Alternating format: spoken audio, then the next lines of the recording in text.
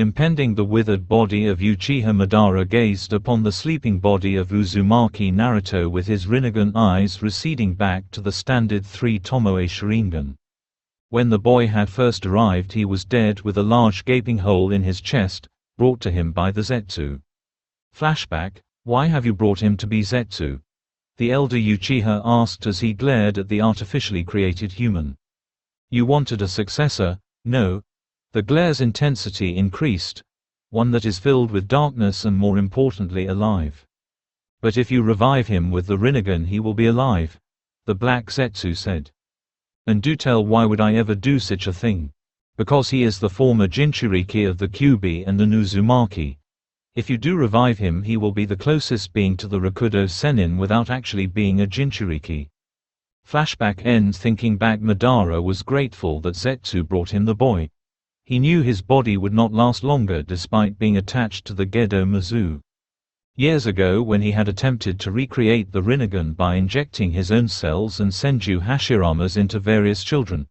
But it wasn't until much later when he was forced to rely on the Gedo Mizu did Madara learn of one successful experiment. The new Rinnegan user was an Uzumaki.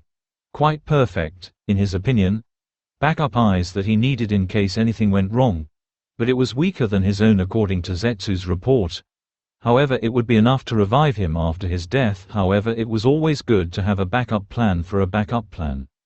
Zetsu had already informed him of the release of the Kyuubi thanks to the death of the third Jinchuriki in the hands of his best friend, Uchiha Sasuke. It seemed that the Uchiha haven't stopped vying for the coveted power of the Mangekyo Sharingan. But it was all the better for Madara. The feelings of betrayal and loss would all make it easier for him to manipulate the young Uzumaki. Additionally, thanks to being a former Jinchuriki, the young boy had an increased healing ability coupled with his natural Uzumaki healing abilities and high chakra reserves. Yes, Uchiha Madara will make the boy his successor. The aged Uchiha had already given the boy his own blood, Senju Hashiramas, and even his eyes, the eyes of his brother Uchiha Izuna. With this, not only will the boy be able to use the Rinnegan but also the Sharingan. Not to mention the fact that he had learned how to assimilate Hashirama's blood in the Uzumaki in a way that also gave him Makuten, something he couldn't give to the other experiments he had done years ago. The boy let out a large groan as he opened his eyes. I see you awake, young member of the Uzumaki clan. What happened to Sasuke? Without warning, Naruto shot up straight from the bed. Ow, ow, ow, ow. Wait, it doesn't hurt? Naruto asked in half shock, half wonder as he clutched with the hole created in his body used to exist. Naruto began to check his body, positive that Sasuke had plunged a Chidori through his heart, only see unblemished skin. So it was a dream. Thank God Sasuke really didn't desert Konoha. It was no dream. Uzumaki. Madara, having seen enough, chose this moment to spoke. But I'm alive. It's not like you could have brought me back if Sasuke really did kill me. Hey, where am I? Naruto said. I did revive you. If you don't believe, check you seal. The Kyuubi was released after you died. Naruto's eyes widened as he heard a random stranger speak of his status as a Jinchuriki, but nevertheless made his chakra swirl through his body. I'm naked. Naruto idly thought before he only to see no seal appear. Scrunching his eyebrows, Naruto tried to go to his inner conscious only to fail. It was strange, ever since Jiraiya pushed him off the cliff he could willingly go towards the Kyuubi if he wished, but right now he couldn't. He's not there. Madara stayed silent. Then Sasuke really did kill me. Why? At first it was only one tear, then two, then three. But soon the tears were indistinguishable as only a flow of salty liquid ran down Naruto's cheeks. Why? Why, Sasuke? You were like a brother to me. So why? Because this world is worthless. Let me tell you, young Uzumaki of the Moon's Eye Plan. Minato-sensei, Kushina-san. Days ago my student Sasuke killed your son. Even though we don't have his body, we confirmed Naruto's death because his name was taken off the Toad summoning contract. It is presumed that his body was destroyed when the Kyuubi broke free. The white-haired elite Junin known as Kakashi of the Sharingan said as he stood there silently in front of the memorial stone. Minato-sensei, Kushina-san, Obito, Rin. Naruto. I'm sorry I failed you all. The sound of crunching leaves alerted him of a second presence making its way towards the memorial stone. Kakashi-sensei? Hello Sakura. Are you okay? Kakashi asked as he heard his last student's voice. Yeah. Kakashi-sensei, I'm fine. Sakura said as she placed the flower she brought on the memorial stone. Hey Kakashi-sensei. Yes Sakura. Is this what it feels like to lose a comrade? Sakura stifled a sob as tears streamed down her face. It's different from person to person, but in the end the damage is the same. Kakashi-sensei. I'm going to be apprenticed by Tsunade-sama. I've already asked and was accepted. If Kakashi was saddened by this he didn't show, instead he continued to stare at the memorial stone. I'm going to bring Sasuke back. Sakura's eyes narrowed as she clenched her fist, the fondness she used to say the black-haired boy's name no longer present. I won't kill him because Naruto wouldn't have wanted it. But that doesn't mean I won't beat him into pieces of shit. With that said, Sakura left, but Kakashi continued to stand there silently weeping. 3 years later, the world's most beautiful kunoichi, aka Senju Tsunade of the legendary Sanin sighed as she read the reports in front of her. These 3 years did nothing to change her appearance, or even Konohagakure no Sato if you exclude that her face was now on the Konoha monument. Tsunade frowned. Her report said that Uchiha Sasuke had killed Orochimaru and was now leading a 4-man team including himself, most likely to help him kill Itachi. Now that Sasuke was out of Orochimaru's protection, Tsunade would have considered sending out 2 or 3 teams of shinobi to capture Sasuke if the political climate wasn't so dangerous at the moment. The Hokage sighed as she heard knocks on the door. Come in. Opening the door, her apprentice, Haruno Sakura, walked in. Sakura had changed a bit than 3 years ago. She now wore a red top with 2 tails coming off the bottom like a long coat with a white circle on the back and no sleeves, black shorts, black boots, black gloves, a large pouch with the standard items plus medical supplies. Her forehead protector that was now red-clothed was still used as a hairband, but the most notable difference was the purple diamond on her forehead signifying her status as Tsunade's apprentice. Tsunade had taught Sakura her S-ranked Kenjutsu, the Sozo Saisei, Creation Rebirth, in order to protect her life since Sakura insisted on being a combat medic, and it did protect Sakura's life once, resulting in her apparent look of 19 years instead of her 17 years of age. Tsunade-sama, Jiraiya-sama and Konohamaru-kun are back, Sakura said as she walked in with a stack of paper in her hands, much to Tsunade's chagrin judging by her now apparent eye twitch. Tsunade sighed as the dull thud of the stack of papers rang in her ears a million times louder than it actually was. And where are they now? Right here, you old hag. Konohamaru never had a chance to finish as the book Tsunade threw landed right in his face. Wasn't that a bit too much, Aheim? Jiraiya asked as he sat on the ledge of the Hokage office's window. Cut the crap, Jiraiya, why are you back? Tsunade asked, not bothering to hide her irritation at being called old hag by the Sandaim's grandson. In response, Jiraiya showed a grim face. How bad is it? Tsunade asked, this time in full Hokage mode. Not good. I'm sure you already know how bad tensions between the villages are. Tsunade nodded at Jiraiya's words.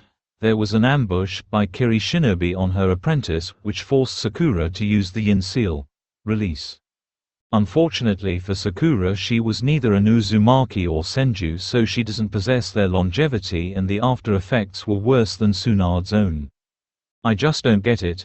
3 years ago the stability between the villages was all but assured for at least another decade, but suddenly ambushes started to occur between villages. Ambushes that the hidden villages claimed that they had nothing to do with, despite the fact obvious proof. Tsunade grated as she massaged her head. It was true. A couple months after Naruto's death, the tension between villages suddenly escalated, starting with Kumo shinobis trying to kidnap Kekkei Genkai shinobi clan members from other villages, and despite their claim of innocence no one believed them since they had attempted this before, trying to kidnap the heiress to the Hyuga clan, Hyuga Hinata. Then Iwa's shinobi suddenly started to ambush Konoha shinobis. At first Tsunade thought it was a grudge from the decimation of their forces due to the Yondawa Hokage, but why would they wait so long to start grating on Konoha's nerves? From what Jiraiya gathered, they weren't at the strength they had before the Third Great Shinobi War. This just led to more questions, and before Tsunade knew it, the tension and skirmishes had risen to almost a boiling point between all the hidden villages. All that was needed at the moment was something to tip the delicate balance known as peace, and voila, you have the Fourth Great Shinobi War. What I'm puzzling over is that the ambushes seem to be in sync with what the villages want. Hell, even the identified shinobi bodies are enough evidence. The Iwagakure no Sato might have already declared war if their strength had already recovered. That's what I don't get. Why would Iwa set up their ambushes, and bold ones at that, if they weren't prepared to go to war? Something is going on here that we don't know about. Tsunade thought aloud as she pondered over the issue. Any clue on the whereabouts of the Kyuubi? Jiraiya shook his head. The only sighting of the Kyuubi was when Naruto died at the Valley of the End. Again an uncomfortable silence settled in. But enough about that. How's the brat's training? Tsunade asked, trying to change the topic. Jiraiya smiled. Honestly, if you told me 3 years ago that Sarutobi's grandson was a hidden genius, I might have laughed at your face. But now, he's really strong. Not only does he have the natural ability to be great and the potential to, he works hard for it. Yeah. Naruto's death really has a big influence on the brat. Tsunade and Jiraiya lapsed into silence, silently grieving over Naruto's death. So tell me, how strong is he? Well, at least Jonin level in most situations, but he lacks experience. But if you really want to know, you'll have to test him. Alright Sakura, Konohamaru, Kakashi, you three along with Shikamaru and Yamato will form a team of 5. Tsunade announced under the moonlit night of Training Ground 7 at the 3 people before her. She had Konohamaru and Sakura paired together to test against Kakashi, and the results honestly surprised her. Sakura was stronger than she had given credit for. Since she added her taijutsu enhanced strikes in conjunctions with her natural skills at genjutsu, since Sakura was a natural genjutsu type, I guess Sakura has been taking lessons from Kunai. Konohamaru was also a big surprise. Skilled with both ninjutsu and bojutsu, he and Sakura kept Kakashi on the ropes despite his lesser skills in genjutsu and taijutsu. Not that the young Sarutobi's skill in the latter 2 arts were weak, they were just lower than his bojutsu and ninjutsu. It seems the brat takes after Naruto and Sarutobi sensei with his bojutsu, Kage Bunshin no Jutsu, and Rasengan and all. Tsunade thought fondly. Your objective will be to capture Uchiha Sasuke and bring him back. Tsunade-sama, but what about Orochimaru? How can we capture Sasuke with him still under Orochimaru? Sakura asked. Tsunade shook her head in response. I've just received intel that Sasuke has killed Orochimaru and formed a team of 4, most likely to capture Itachi. Shouldn't we have a bigger team if Sasuke has his own team then, Tsunade-sama? Sakura questioned, as having a 5-man team would make it far harder to capture Sasuke if he had his own team. Sakura, we afford to dispatch too many shinobis for a mission like this. I'm sure you realize that you'll have to cross borders between the elemental countries. Sakura nodded at her master's words. But because of rising tension between the 5 hidden villages, if too large a team is sent, it might be looked upon as an aggressive action and war would start. Sakura nodded. Good, Sakura, Konohamaru, Kakashi, from here on you will be Team 7. Meet at the front gates tomorrow 12 o'clock sharp. Shikamaru and Yamato will meet you there. Dismissed. With that said, Tsunade walked away with Jiraiya and Shizune following her. Haim, you sure it's a good idea to send them at a time like this? Jiraiya asked his longtime teammate. It's because of times like this we send them now before the war starts, otherwise we won't have a chance to send them out. 2 figures walked through a forest trail, both of them wearing black cloaks with red clouds on it, and elaborate straw hats that cover their faces. One had a hunched body almost as wide as it was tall. He was Sasori of the Red Sand. The figure next to him stood at 170 centimeters, and unlike Sasori, who wore his cloak normally, the figure wore his like a cape. His name was Naruto, a former shinobi of Konoha, as many can tell from his slashed Konoha headband. Naruto had changed greatly over the 3 years. Gone were the innocent blue eyes, in their place stood 2 Sharingans, Madara's Sharingans. His orange jumpsuit was also replaced with what appeared to be a replica of Madara's choice of clothing when not wearing armor during the days of the clan wars. His body had also physically matured. Gone was all the baby fat. No one could call him short now in contrast to his previous shrimp-like height, and his hair had grown past his neck, almost reaching mid-back now. Those were all of the natural physical growth Naruto experienced, but there was also one more change. The tall tail whisker marks that denoted him as Konoha's Jinchuriki were also gone. Suddenly the 2 shinobi stopped. Nodding to each other, both of them went under the shade of a tree with Naruto sitting down with his back against the trunk. Naruto closed his eyes and placed his hands into the tiger seal. The next thing he saw when his eyes opened, he was standing on top of one of the fingers of the Gedo Mazo statue along with 9 other illusory figures created by the Akatsuki leaders Gentoshin no Jutsu, magic lantern body technique. Naruto could see the outline of their leader Pain, Konan, Itachi, Kisame, Kakuzu, Hiden, Zetsu, and Sasori, all on top of one of the Gedo Mazo's fingers like himself. "It seems that everyone has arrived," Pain said as he initiated the start of the meeting he called for. "So Leader Sama, why have you called us here?" Kisame asked. "To discuss the capture of the Hachibi. It is the most opportune time to capture the Jinchuriki of the Hachibi, with the Raikage going out of the village to have a peace talk with the Tsuchikage. Itachi and Kisame, you two will capture the Hachibi." "Pain, what about the other Bajuas?" Naruto asked with no hint of nervousness as he called their leader by their moniker instead of Leader Sama. The other members, used to Naruto's disrespect, had already gotten used to it by now. "We will leave them alone for now. Even at this moment, capturing the Hachibi might start a war." "Why not start the war? It will be beneficial for us in the long run anyways," Naruto said. "And how would it benefit us?" Pain asked, with the other members also intrigued. "For one, the hidden villages will be more likely to send the Jinchurikas out into battle, so even if they disappeared, no one will suspect us capturing them. They will think it as the result of an assassinations. 2. The hidden villages will be likely to hire us to do jobs for them. This will boost our reputation as a mercenary group. Since it would in time of a war, the hidden villages will not consider expanding their troops trying to kill us, rather they would be more likely to hire us after seeing our strength. Also, we raise the price of our service in the time of war." "Yeah, I like you. Come on Leader Sama, let's start a war," the Jashin devoted shinobi of the group said as he thought about the sacrifices he would be able to attain for his god. "Naruto, what if the Jinchuriki get killed? It will delay us years." Pain asked, questioning the downside of the plan. "It would be worth it. Ultimately we would have to wait 5 years at most for the Bijou to reform, but at that point hidden villages would be too weak to pose a strong threat to us. They would be more concerned with rebuilding their strength." Pain silently pondered the suggestion. "How will you start the war?" "After the meeting between the Tsuchikage and the Raikage, I will assassinate the Tsuchikage and frame the Raikage." Despite it being a gathering of S-class shinobis, most of their members' eyes widened at Naruto's statement.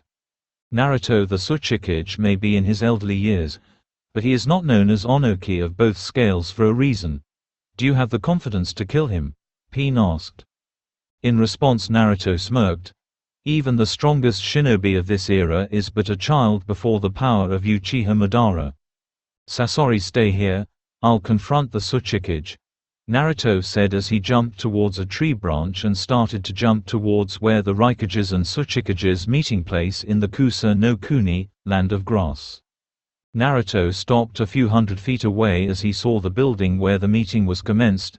He had already been warned that the Raikage was likely bring a sensor and a Jonin close to the Raikage. Speeding through 7 hand seals, Naruto slammed his hand onto the ground. Makuten, Senbonzakura, wood release, 1,000 cherry blossoms. From the trees surrounding Naruto, hundreds of tiny blades that reflected the light looking like sakura petals started to emerge.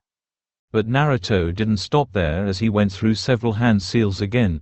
Makuten, Taju Sakura Bunshin no Jutsu, wood release, multiple Sakura clone technique. The Sakura petals started to form 4 clumps. As more and more kept adding onto the clumps, they formed an outline of Naruto before they gained color and became perfect copies of Naruto. Spread out and restrain or kill the Tsuchikage's guards, but remember to leave 1 or 2. The clones nodded at the original's instructions and promptly disappeared to hide nearby to ambush the Iwa group after they left the conference hall. After that, all there was to do was wait for the 2 parties to leave. The sun moved along with the time as Naruto waited for the conference to end, until finally near dusk he spotted the Tsuchikage and Raikage walk out of the building from different doors and heading their separate ways, presumably to Tsuchi no Kuni, Land of Earth, and Kaminari no Kuni, Land of Lightning, respectively. Naruto silently shadowed the Iwa group, which consisted of the Tsuchikage and presumably 4 Jonins-level shinobi that accompanied him. The only one that stood out was the extremely large shinobi towards the Tsuchikage's right. Suddenly the group of 5 stopped. "All right, you can stop hiding and come out now," the diminutive Kage called out. The guards seemed surprised at what the Tsuchikage said. "He's more skilled than I gave him credit for," Naruto thought. Forming several hand seals, Naruto unleashed a large amount of flame 10s of times larger than the Uchiha clan's signature Katen, Gokakyu no Jutsu, Katen, Goka Mekyaku, fire release, Great Fire Annihilation. But Naruto wasn't done just yet as he sped through several more hand seals. Futen, Daitopper, wind release, Great Breakthrough. A great gust of wind was also emitted from Naruto's mouth, greatly increasing Naruto's fire attack. Jumping onto the middle of the road, Naruto waited for the inferno he created to stop.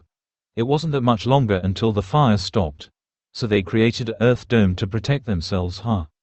The earth dome quickly crumbled, only for Naruto to see that only the 4 Jonins were protected by it and that the Tsuchikage was nowhere to be seen. Naruto quickly jumped backwards, remembering that the Tsuchikage was known to able to fly and use Jinten, dust release, and none too soon because the ground before him disappeared due to the Tsuchikage's Jinten jutsu. Morphing his regular Sharingan eyes into M's, Naruto stared at Onoki of both scales. Those eyes. Impossible. Onoki thought as he stared at the blonde with Madara's eyes below him. Akatsuki, Shitai, Shinda, Fun, get away, he's part of Akatsuki, you're no match for him. His 4 loyal Jonins obeyed him and ran back towards where they came from. Onoki slowly descended towards the ground, but not to the point of touching the ground a few meters away from Naruto. "Who are you?" Naruto instead chose to stare at the Tsuchikage, before he decided to play a bit of psychological warfare. "You've gotten stronger, Onoki." Onoki's eyes visibly widened at what Madara said. "I don't believe. You're still alive after all this time, and with Akatsuki too. Uchiha Madara. It seems that you still remember me," Naruto said as he gave a Madara trademarked smirk at his current opponent. "Not really. I just remembered about all your losses to Senju Hashirama-sama." Naruto's smile disappeared and was replaced with a glare. "It seems that the beating I gave you before wasn't enough. Let me rectify that now, Onoki." Forming a horse seal, Naruto sucked in a good amount of air before he released it as a massive stream of intense flame at Onoki. Katen, Goka Mesitsu, fire release, Great Fire Destruction. Onoki in response flew away into the air. "Damn, if I was 20 years younger I would have blocked it with Endoten, earth release, jutsu, but if I did it now my back would undoubtedly break from the backlash of blocking his technique." Futen, Kazakiri no Jutsu, wind release, wind cutter technique. Onoki gritted his teeth as he was forced to dodge the invisible blade of wind. "I should really consider finding a successor. I'm too old for this shit," Onoki muttered as he focused his attention back onto Madara and started his Jinten, Genkai Hakuri no Jutsu, dust release, detachment of the primitive world technique. Onoki unleashed his Jinten jutsu at Naruto with a considerable range that destroyed at least 50 meters. It's better to destroy Madara in one hit rather than fight a prolonged fight, Onoki thought as he observed the giant hole his cubed-shaped attack caused. Sensing a large amount of heat from his side, Onoki immediately moved, and not too soon as a giant fireball passed harmlessly above him. Swinging his head around, Onoki spotted the blonde Sharingan user on one of the taller trees away from the place he had just attacked. Good thing I made a shadow clone to attack and observe. If that jutsu had landed, I would have died. Naruto thought as he stared at his elderly opponent. I can't fly, so I can't reach the old man. I better stick to a range attack that would kill him in one strike. Blood started to leak from Naruto's left eye as he prepared for the strongest fire element attack. Amaterasu. Grkkk. Onoki quickly shed his white cage robes as the tip of it was lit up with black flames. Sweat started to leak from Onoki's pores due to the close proximity of the fire jutsu. Amaterasu does live up to its name as the strongest and hottest Katen jutsu after all. Forming several hand seals, Onoki spewed out rocks from his mouth that formed 5 clones. Iwa Bunshin no Jutsu, rock clone technique. The 5 rock clones flew towards Naruto as they covered their arms with a sort of rock armor. Naruto, seeing this, quickly made his way towards the ground, making hand seals along the way. He slammed his hand onto the ground once more as he reached it. Makuten. Senbon Zakura Kageyoshi. Vibrant display of 1,000 cherry blossoms. 2 rows of giant blades rose from the ground, each of them over 10 meters tall, and glowed pink before they dispersed into unaccountable numbers of sakura petal-shaped blades. The storms of petals made their way towards the rock clones and started an aerial struggle between Senbonzakura and the rock clones. Senbonzakura, under the direction of Naruto's hand, would try to shred the clones to bits, while the clones would weave around the attack and try to head towards Naruto. So far only 2 of the clones were shredded into pieces of rocks. However, as Naruto continued his goal of destroying the clones while keeping an eye on Onoki, he frowned. His flying ability is keeping him out of my range. I might have to use Susanoo. But if I do, there's a chance that there might be witnesses and the plan of framing Kumo will go awry. No, it doesn't matter who sees it as long as there's a witness from the Tsuchikage's guard that says that Kumo's Raikage did it. Naruto activated his Susanoo and it immediately grew into Herculean size. Unlike Madara's, which was dark blue and a 2-faced Oni, Naruto's was dark crimson 4-eyed, 2-horned Oni with 2 sets of arms. And none too soon, as Onoki unleashed his Jinten Jutsu and destroyed his clones along with most of Naruto's Senbonzakura and the bottom half of his Susanoo where Naruto used to stand. Naruto quickly reformed the bottom half of his Susanoo. Is he really Uchiha Madara? His eyes are the same and the tone he uses, but why does he look so young, and his Susanoo is a different shape and color too? Onoki quickly flew out of the way as Naruto's Susanoo unleashed several Magatama at Onoki. TCH, he's harder to kill than I though. I guess you don't live to become a Kage at that age by being able to be killed easily. Naruto made his Susanoo materialize 4 swords in each hand and attacked Onoki with all of them. Onoki gritted his teeth as he was forced to keep dodging the never-ending strikes from the blonde Susanoo. At this rate, I'll eventually tire out and Madara will just simply kill me. I have to find time to unleash my Jinto Jutsu. Maneuvering his body to the ground, Onoki touched the ground with the palm of his hands. Doton, Goremu no Jutsu, Earth Release, Golem Technique. 5 gargantuan golems made of rock relative or even greater than Susanoo emerged from the ground. Go! Onoki clamped his together and called for his Jinten to destroy Susanoo, but to his surprise Naruto made it disappear as he directly ran towards Onoki while dodging the rock golem's physical attack. Uchiha Madara, you're finished, Onoki said as he unleashed his jutsu. Jinten, Genkai Hakuri no Jutsu, Dust Release, detachment of the primitive world technique. Huff huff huff, that ought to half keep you dead huff, Onoki said as felt all the strength leave him after using a large amount of chakra and not to mention stamina dodging Naruto's attack. Grkkk. Blood suddenly to flow from his mouth as he saw a dark crimson ethereal blading sticking out of his chest. Turning his head, he saw Naruto cloaked in what seemed to be a miniature Susanoo armor. The Susanoo was different from the giant one Naruto had dispelled. The one that covered him had red samurai-like armor, long spiky hair, and 4 katana, 3 of them sheathed with the 4th one impaling Onoki. How? It was simple really. I simply made a clone of myself when I was out of your line sight behind one of the clones you created to hinder me. All you simply destroyed was my clone with your Jinten. Naruto made an upward motion with his hand and sliced through the Tsuchikage's shoulder. Onoki, you've grown overconfident and prideful in new age. Despite thinking that I was Madara, you've always thought you would win. That is the reason for your downfall. Onoki lay on the ground bleeding from his bisected shoulder courtesy of Naruto. Why you aren't Madara or why you? Onoki gasped out. Naruto in response didn't say anything, instead he used Katen Gokaku no Jutsu to burn the Tsuchikage's body to ashes.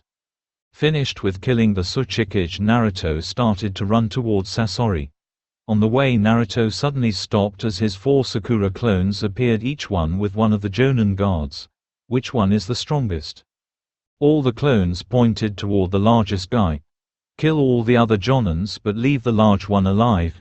The clones nodded as they mercilessly broke the 3 Jonin's neck. Dispel yourselves. The 4 clones lost their shape as they scattered into their former shapes onto the floor, harmless pieces of Sakura petals. Naruto used a strong B-rank Raiten Jutsu to char the corpse, furthering the evidence of Kumo's ambushes. With that done, Naruto lifted each of them and threw in separate directions. With that done, only one remained. Naruto this time used a C-ranked Raiten Jutsu to shock the shinobi before him. Ugh. Where am I, Tsuchikage-sama? The large man suddenly bolted upwards. Impressive, even after taking that attack without any defense he seems fine, however.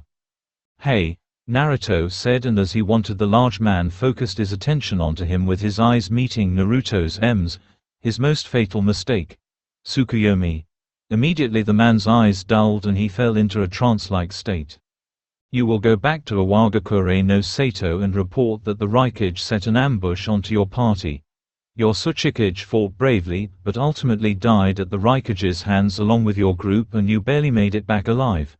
After that you will kill yourself, claiming that you failed your duty to protect your cage. Understand? The large man nodded. Good, now go. With that done, Naruto started back on his way towards Sasori. The 4th Great Shinobi War will now commence. Author's note. So yeah, this is what I would want to see if Naruto went off the edge just like Obito and was founded by Madara. I hope I made him powerful, but not too powerful. After all, Madara was able to curb stomp the 5 cages without even trying. So what do you think? If this goes well, I'll continue it. Right now I'm sure if I am. Also, should Naruto be able to use Senkite Slaughterscape, Gokage Mousescape, and Shuke Hakuteiken Endscape, White Emperor Sword with his Mokuton, Senbonzakura Kageyoshi in this fanfic, or would that be going overboard? A thought crossed my mind about having Naruto's Sakura clones to take Naruto's instruction to immediate effect and attack the conference building. But that would detract from the plot and quite possibly change the whole storyline I thought of, so I didn't choose to. Would make a fun omake thought in my opinion. By the way, in my story Deidara never defected or joined Akatsuki. Itachi and Kisame vs Killer Bee. Yeah, the Hachibi sure lives in an isolated place despite being a hero. Don't you think so, Itachi? Hoshigaki Kisame said, walking at a leisurely pace next to his partner, Uchiha Itachi. Kisame, the Hachibi, is known as the guardian of the village. From this so-called isolated place he can snipe the intruders from miles away using a miniature Bijudama that he was known to use in the 3rd Great Shinobi War. Be careful, Kisame. The guard that I hypnotized also said that the Jinchuriki trains here and has possibly learned to control more of his Biju than in the previous war. Itachi said. Yeah, I heard about his prowess on the battlefield back in the war, but I never tasted his chakra even once. Such a shame, Kisame said with his usual shark-like smile. Itachi stayed silent at his partner's bloodlust and continued to walk towards Unreikyo. Upon finally reaching the top, the duo spotted a man described exactly like Killer Bee with the 2 bull horns tattoo on his left cheek walking down the stairs leading from his personal training ground, while rapping horribly. Yo! I'm a Killer Bee spotting 2 suspicious figures. With my sting, I will Itachi and Kisame just stared at the famed perfect Jinchuriki with near shock, or at the very least disappointment as they watched his unique skills in action.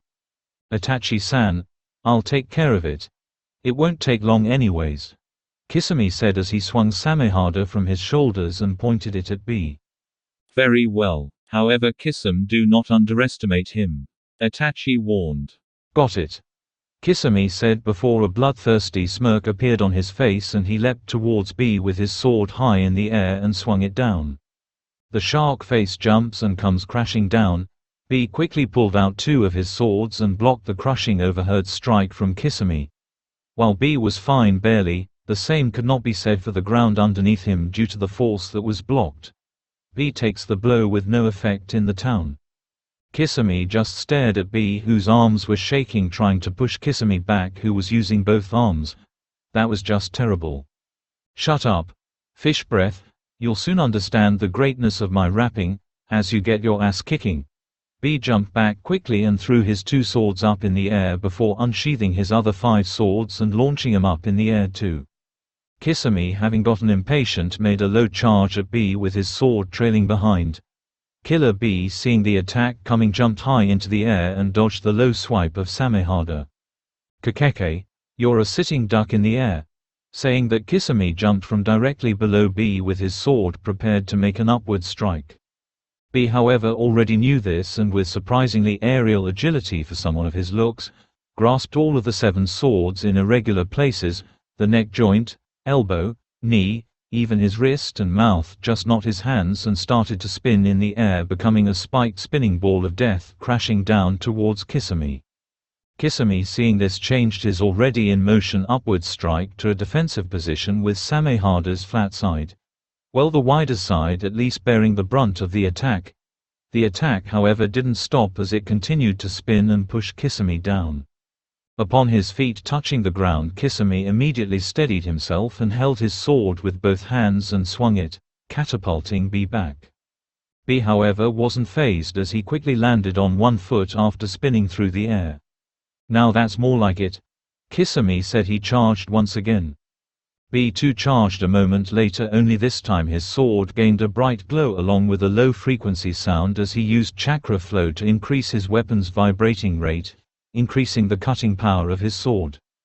However, to B's surprise, his sword immediately lost its glow and edge once it made contact with the blue-faced swordsman. However, before the chakra dissipated from B's sword, it shredded some parts of Samehada's bandages, revealing the scaled blade's hidden form.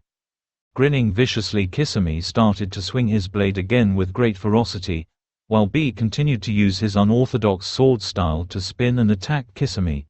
However, neither of them could land a fatal blow on the other. Kisame, due to his overwhelming strength along with his giant sword, which caused B's knives to be blocked whenever they are thrown. Plus, with Samehada's ability, he couldn't use chakra flow. B, due to his unorthodox style that was never predictable, making Kisame's experience nearly useless.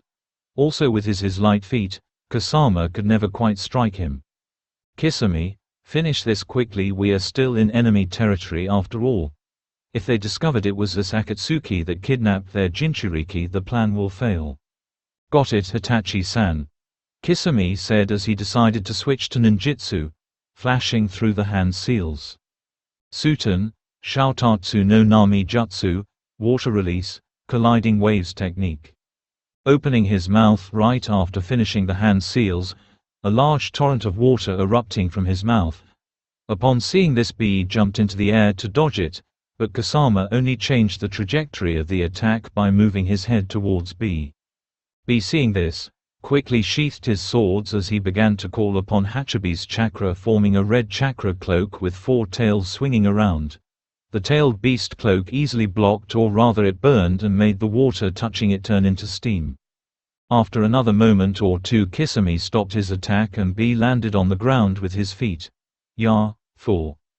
Tuning out the weird beast's horrible rapping, Kisame flipped through another sequence of hand seals before slamming his hand onto the ground. Suten, Seigi Mizu Kabe, water release, impervious wall. The water that Kisame had previously unleashed stopped flowing off the mountain top that they were on top of and began to flow backwards and into the sky, forming a wall that reached the sky, trapping Itachi, Kisame, and Killer Bee within it along with a thin film of water on the ground. Don't bother trying to break out of this. Once you touch the walls it will continue to drain your chakra and give it to me through the water. In fact your chakra is being drained right at this very moment. Kekekeke. Killer Bee stayed silent as he realized that his tailed beast cloak was shrinking. Deciding to go into his second Jinchuriki form, Killer Bee pumped more of the Hachibi's chakra into the cloak, making it denser and turn dark red while peeling away his skin until his whole body was dark red with two bull-like horns and a skeleton hanging onto his right side. Lariat. It happened far too fast for Kisame to react, and he paid dearly for it as his torso was shredded and he crashed into his water wall, although it didn't break. However, Killer Bee didn't get off scot-free either, as Samehada took a chunk of his cloak's chakra, reverting it back into its first form. "Guess I did underestimate you," Kisame said with his back against the water wall. "However, thanks to that, Samehada ate quite a bit of your chakra. It must have been delicious, I've never seen it grow so large before," Kisame complimented as Samehada, which had flown off of his hand during the attack, crawled towards his master and extended its tip to wrap around Kisame's arm and heal him with the chakra he absorbed. Seeing this, Killer Bee just released his tailed beast and stood straight up, his glasses reflecting the sun's glare. "Don't underestimate me, ya fool. Mess with the bee, you get stung," raising his right hand into the air with a peace sign. Kisame watched as octopus tentacles erupted from Bee's body and grow larger and larger until the ox head came out along with its two thick arms. Bijou mode. Bijou Hachimaki, tailed beast 8 twists. Bee coiled the Hachibi's tails towards himself and began to spin rapidly, causing large mayhem with the sheer force of the spin like an artificial tornado. Kisame never had a chance as he was knocked away by the spinning tentacles. Not only that, the ground beneath him also broke, causing him to fall towards the lake along with the almost forgotten Itachi. "You wanna get stung too, or go flying like shark face?" Bee said as he stared down at Itachi, who was on top of the tip of one of the many rocks that were created when Bee used Beiu Hachimaki. "Hachibi, come with us. This is your last chance before I start to use force." In response, Bee just used one of his tails to smash the rock that Itachi was on. "I see. I was hoping that you would come quietly. Now I can't guarantee your life." Closing his eyes for a brief moment, Itachi opened them once more and activated his MS and glared at Bee's arms. "Amaterasu!" Bee roared in pain as his arms lit up with black flames. Itachi of course dodged the wildly smashing tails and arms, careful not to be burned with his own flames. Finally it seemed to end when Bee stopped rampaging and shrunk back to his human form. Quickly running towards Bee's body that floating on the lake, Itachi seeked to prevent the flames from spreading and killing Bee. Unsheathing one of the swords from his back, Itachi used the chakra flow technique that he had copied earlier watching Bee and Kisame fight. However, to his surprise, when he sliced off the arms that were still coated in his black flames, the cleaved off flesh didn't look flesh at all but rather a neatly sliced octopus tentacle. Widening his eyes, Itachi began to search for the escaped Jinchuriki. It was thanks to the realization that Bee had nearly duped him that Itachi could avoid the lariat Bee was using in his tailed beast cloak first version. "I see. It seems I too have underestimated you," Itachi admitted. "You should have escaped when you had the chance, but now it is too late." Taking out a kunai, Itachi charged at Bee and engaged in a taijutsu match. Unlike Kisame's fights, thanks to the fact that Bee wasn't using his unorthodox sword style, and with his Sharingan, Itachi easily kept up to Bee's taijutsu. However, it seemed like Lady Luck was shining on Bee when he got a lucky shot and struck Itachi in the solar plexus, only for him to turn into a murder of crows. Genjutsu, that sneaky mother F***, Bee thought as he tried to break out of it but couldn't. "Yo Hachibi, a little help here?" Bee asked as he prepared to dodge the crows that turned into shurikens. The Hachibi of course broke his partner out of the genjutsu, but Bee still dodged the shurikens thanks to the fact that Itachi actually did throw shurikens in conjunction with his genjutsu. It seems that this level of genjutsu is not sufficient to take you down. however. Itachi once again morphed his eyes into MS and once again began to clash with B. Tsukuyomi. Before B even realized it, he was tied up on a cross in world of black and white with a red sky. For 3 days straight you will be tortured herewith. It was no use, however. Many times B tried to ask his partner for help as Itachi's genjutsu isolated his mind with the caster's own in a world that sped up time. B could only howl in pain as he was endlessly tortured for a skewed time of 3 days that actually lasted far longer. Itachi began to huff as B collapsed before him. Having already used 2 Mega Siemens jutsu really took a toll on him. Picking up B, Itachi began to make his way towards where Kisame flew off towards. Author's note: sorry if I screwed up Killer Bee's dialogue with my non-existent rapping skills. At this moment I'm just trying to make them rhyme. Originally I wanted to add the fight scene to chapter 1 but decided against it. And then I wanted to add it when I revised it but decided against it since it would not fit. And so it became chapter 0.5. Hope you enjoy it. Tailed Beast Bomb. Valley of Clouds and Lightning. The Looming War. Where is Kisame? Naruto asked, not seeing the illusory body of the former member of the Seven Swordsmen. The Jinchuriki of the Hachibi was stronger than we expected. Kisame is currently rehabilitating, Itachi said. I have just left Kisame in one of our bases and I am currently on my way to bring the Jinchuriki to our hidden base in Taki no Kuni, Land of Waterfall. The tailed beast without a tail injured the point that he has to rehabilitate. The Hachibi must have been really strong, Naruto commented. Yeah. That or Kisame was just fucking weak, Hidden said with his less than clean tongue. Quiet Hidden, Killer Bee is known as the perfect Jinchuriki for a reason. If you had fought him you would have lost, Peen said as he bluntly hidden the undeniable truth. Hidden looked irritated but didn't say anything, knowing that Peen was far stronger than him. Zetsu, what is the state of Kumo right now? The Raikage wants to go war but he's currently refraining from doing it. It's not surprising. The Raikage was always impulsive, not to mention that according to rumors he and the Jinchuriki are quite close. They currently suspect a Wagakure is behind the disappearance, Zetsu said. Very well. Since Kisame is incapacitated, we will change the teams for now. Naruto, you will team up with Itachi. Sasori, you will be teamed with our newest member Tobi. As soon as Peen said the words Tobi, a new illusory body flickered onto the vacant finger on the Gedo Mazo's hand. Wah! Tobi finally into the super cool Akatsuki. Tobi is very happy to meet all the senpais, especially you Sasori senpai. We will be the strongest team.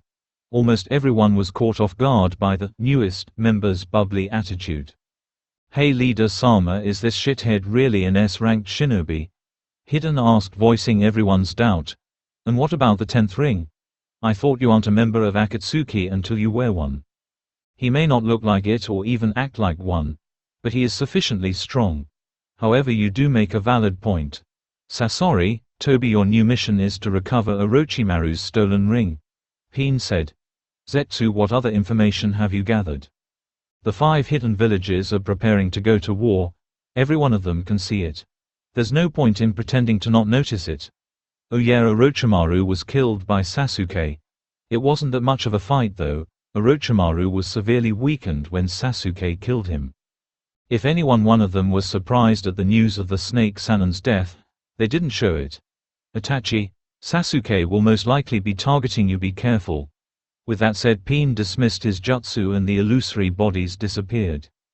When Naruto opened his eyes once more, he saw the daylight peeking from the dense leaves above him. Sasori, I'll go to where Itachi is. Goodbye. With that said, Naruto started to jump towards Itachi's location. Even after 3 years, Naruto would rather avoid meeting Tobi, or rather the man who caused the death of his father, face to face. Despite the advice and wisdom Tobi supplied Naruto with, Naruto still had a hard time refraining from murdering him. Along the way, Zetsu appeared next to him. Naruto, now what? Do we still impersonate shinobis from the hidden villages and cause strife?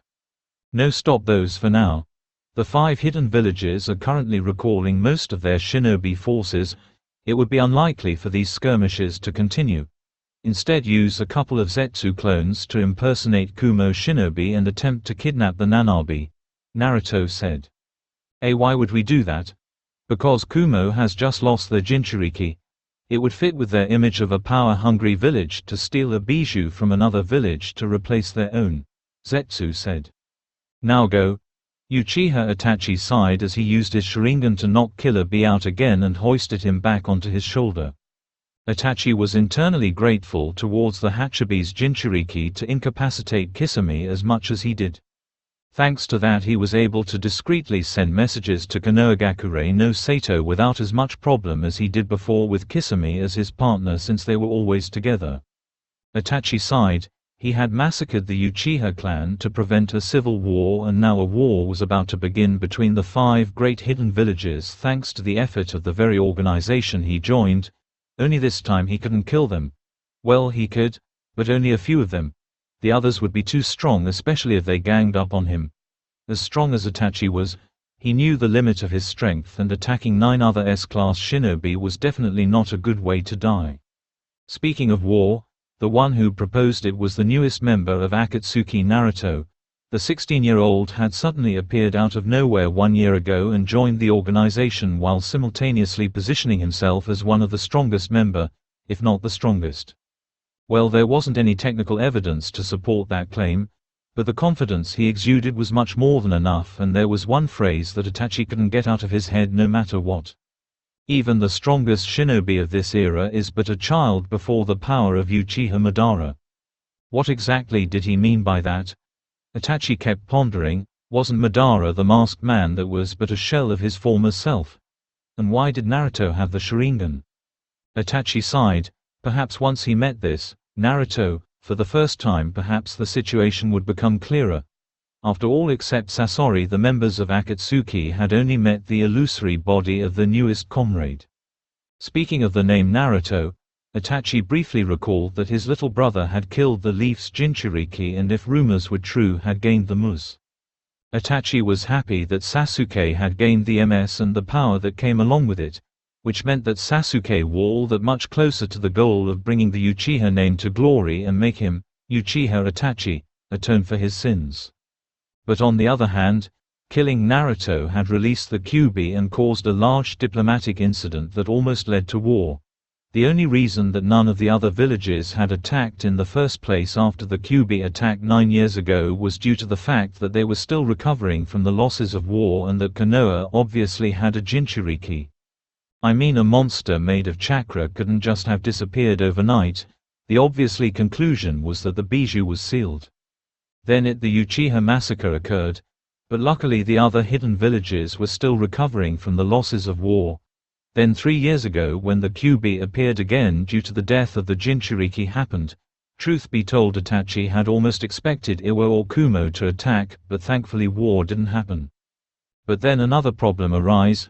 The 5 shinobi villages started to antagonize each other when their secret operations were discovered.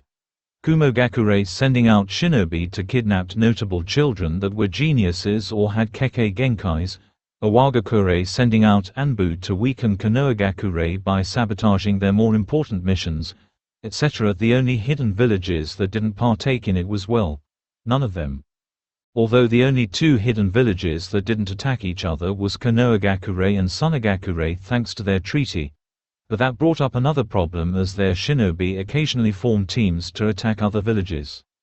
Itachi suspected someone was behind all of those incidents, pulling the strings per se, but he didn't know who. But Tobi was the biggest suspect. It has to Akatsuki. No one but a group of S-class shinobi could have kidnapped B.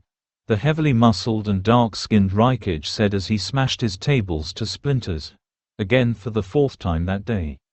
Raikage-sama, calm down. C. The Raikage's most trusted censor and Jonin-ranked shinobi said. C was a light-skinned man with blonde hair, unlike the Raikage and Darui, who both had dark skin. C's right. We shouldn't make such dull conclusions. Why would Akatsuki suddenly want to kidnap B-sama? Darui asked. The Raikage calmed down as he took in Darui's word. It was true. Akatsuki had nothing to gain by kidnapping B, and they never showed interest in Jinchuriki, so why would they start now? But if it isn't Akatsuki, who would it be? C and Darui looked deep in thought, as did the Raikage. Then there was a knock on the door. "I'm coming in, Raikage-sama." A attractive female of dark skin and white hair came in. Her name was Mabui and she was the Raikage's most trusted aide.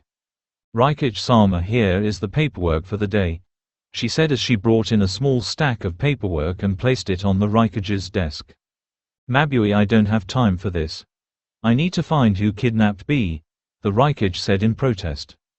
"Raikage-sama, do the paperwork. If you don't do it, Kumogakure will fall to disarray and that would hinder your efforts to rescue B." The Raikage gritted his teeth as Mabui reasoned with him. Seeing her point, the Raikage sat down at his new wooden desk that was switched without his knowing. "Mabui, where's the paperwork with the sabotaging from Konoha's shinobi?" the Raikage asked. He had almost gotten used to dealing with the extra paperwork that came with Konohagakure's aggressive actions starting 3 years ago. "Raikage-sama, that's all the paperwork.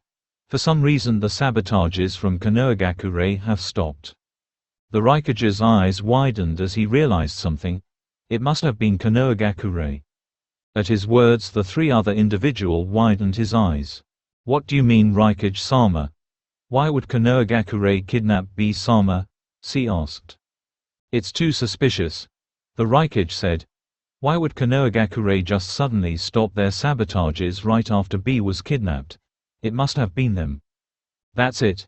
Isn't there a better motive?" C said, still skeptical. "C, what does Konohagakure not have now that other villages have?" Darui asked his fellow jonin, seeing sense in the leader's argument. "What does Konohagakure not have that other villages have? Konohagakure still has a cage. Even with the Uchiha clan dead, they still have many other clans, not to mention other Kekkei Genkais too. As for strength, despite their demilitarization they are still strong. I don't get it. What does this have to do with B-sama? B-sama. That's it. Konohagakure needed another bijou. That why, right?" C said as he finally realized what Konohagakure no Sato didn't have. The Raikage nodded. "Mabui, call the council. If Konohagakure no Sato wants war, we'll give them war." "Mizukage-sama, have you heard? Kumogakure's Jinchuriki was kidnapped."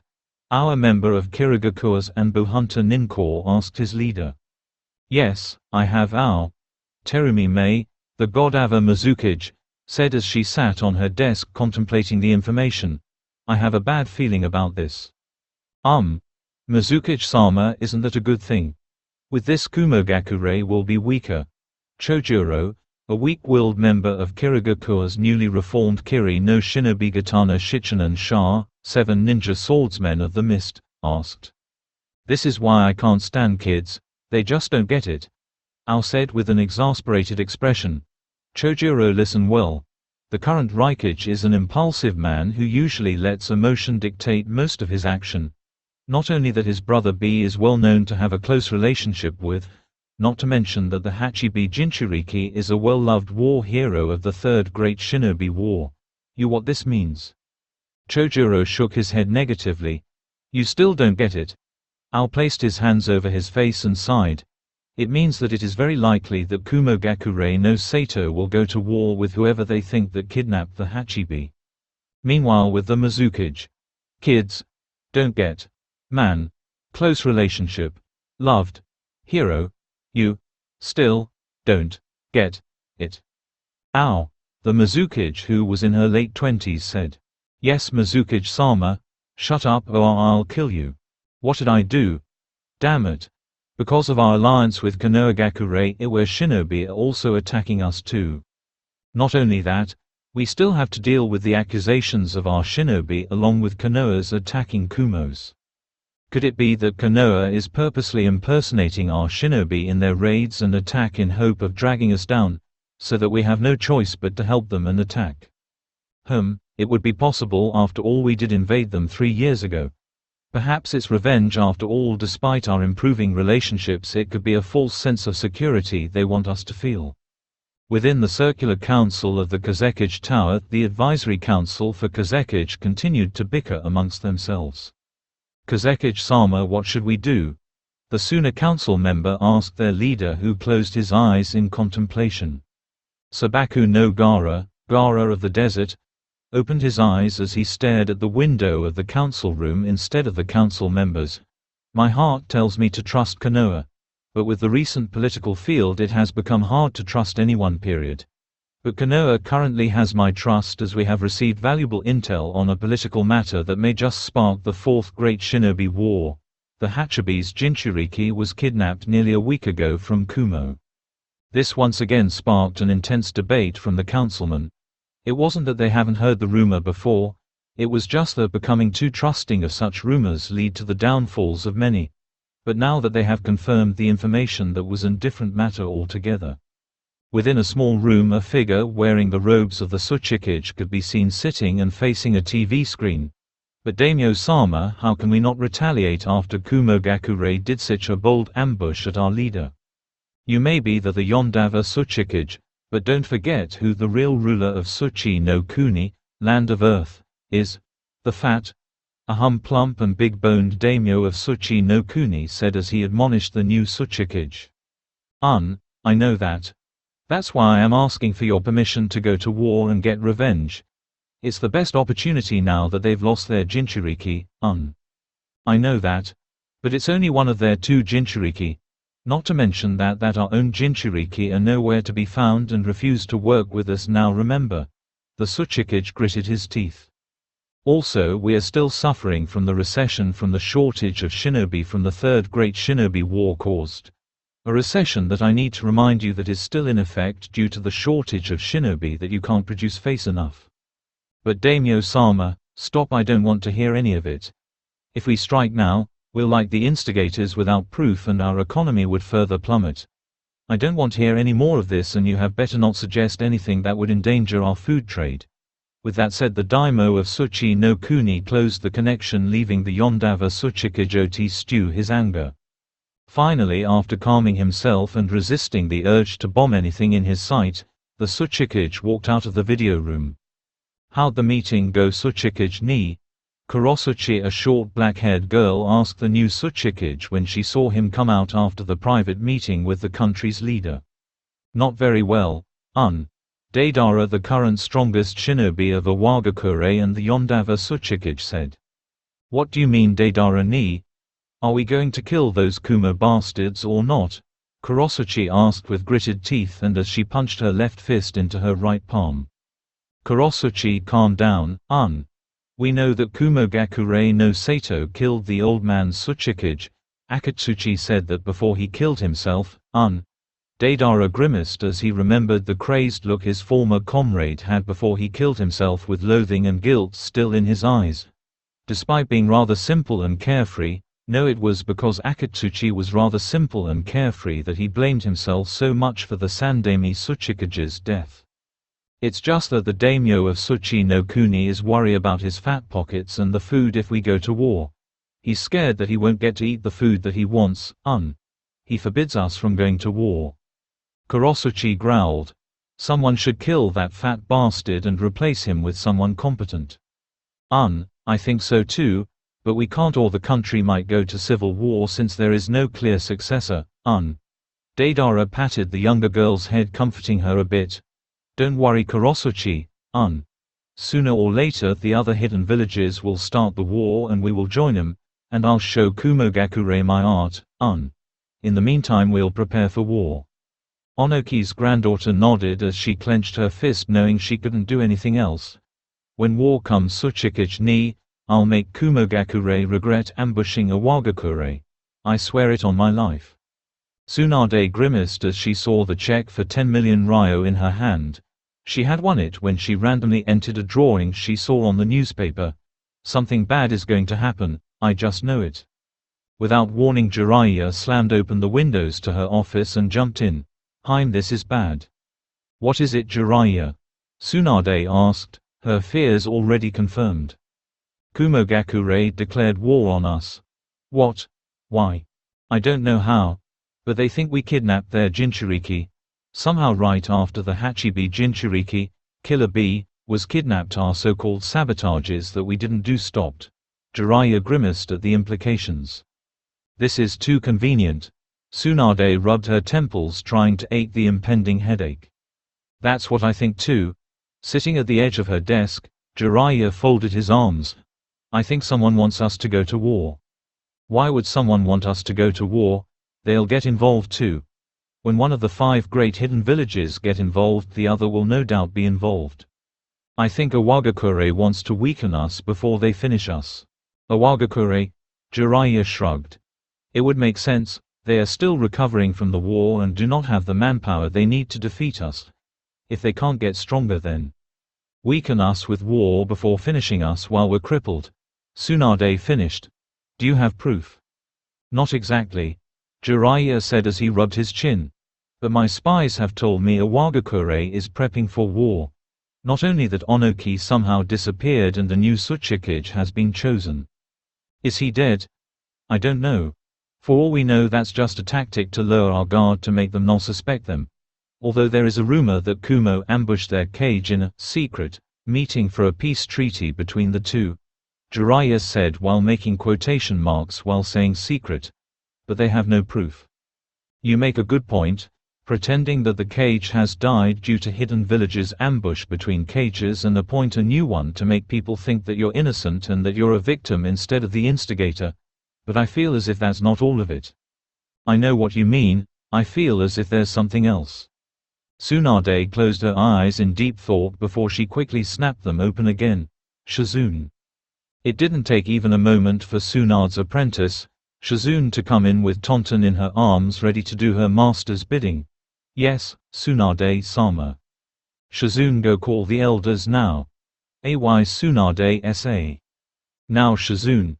Shizune gulped as she felt her master's glare and immediately ran out, intending to carry out her master's orders. Jiraiya, I want you to recall Team 7 back now. If they get into contact with Kumogakure or even Iwagakure, it might not end well with them.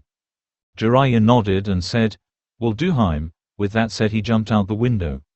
Senju Tsunade for her part hated her current job at the moment. She knew she had terrible luck, but that was only with money. At least she thought it had only been about money. But now the worst possible things were happening during her tenure as Hokage. Currently she was reading a deciphered from an unknown sender. Well, it wasn't the first time he, or she, Tsunade mentally told herself, had sent them valuable information. None of them had clued into his identity at all. Generally, actually almost always, the information sent was near perfect and they matched what was going on. But this was different. This one was so frank that it narrowed down Konohagakure's benefactors by a considerable margin. At least 10 suspects, and at the most about 30 due the connection implied within the letter. Their benefactor was in some way connected to Akatsuki. Briefly, Tsunade wondered if the benefactors could be Itachi. It made sense in a way. After reviewing the details of the Uchiha massacre, it was highly suspicious. But only to her, though, since the documents related to all the individuals involved had been censored to the point that no one could point out a difference, except for her and maybe Jiraiya. Jiraiya on the basis of all the secrets he knew, but for herself it was the psychological evaluations that made her suspicious. It was slightly off, as if they had been edited. Also, some of the information was missing. Not most could tell, but an experienced shinobi like her who had access to classified knowledge could tell when pages were missing on the basis of how dirty the pages were. Generally, when pages were missing, there would be a change of color, like how yellow the paper were or how the pages didn't match how dirty the first and second pages were. It generally didn't mean much, but when over 30 of them were like this, then there must have been something going on. Tsunade sighed as she realized that she would be taking overtime, not like she wasn't already, to look over the files to confirm her suspicions. There was another thing that bothered her. It was the last line of the message. One of the Akatsuki members is named Naruto, suddenly appeared 2 years ago. What does it say, Kakashi-sensei? Sakura asked, worried as she watched her former Jonin instructor read the letter from the messenger hawk. It had been 3 weeks since the team had been dispatched from Konohagakure, but so far they had no luck. First they had started their investigation at Ta no Kuni, Land of Sound, where Sasuke was said to have killed Orochimaru. Then following leads they followed a trail to Nami no Kuni, Land of Waves, where Sasuke was seen traveling with a white-haired teen. That trail ended in failure as well. Despite the constant help from Jiraiya's spy network, Sasuke was proving to be very elusive. Not good, Sakura. Hokage-sama wants us to return. What, why? Konohamaru asked, frustrated at their lack of success and being called back and having the mission recorded as a failure. War has broken out, hasn't it? Kakashi nodded. Trust Shikamaru to figure out what happened. Unknown to the team, Zetsu on orders from Naruto had been spying on them. It wasn't the original Zetsu, but rather one of the numerous clones that Naruto had stationed throughout key points. Hearing the new information, Zetsu transferred the information to his partner Zetsu, who relayed to the Zetsu that was in control of the information network the original Zetsu.